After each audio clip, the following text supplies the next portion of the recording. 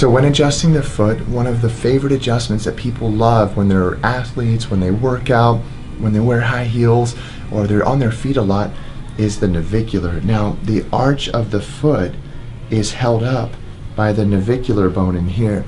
And that navicular bone can drop down, and so what happens is then the arch will drop. That stretches the plantar fascia.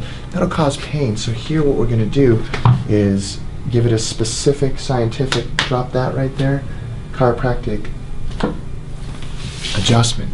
And that was for a drop navicular. So if you're a runner, if you have foot pain, we got to correct the imbalances in the leg, got to correct the imbalances in the spine. Usually the issues come from the spine. We got to adjust that foot.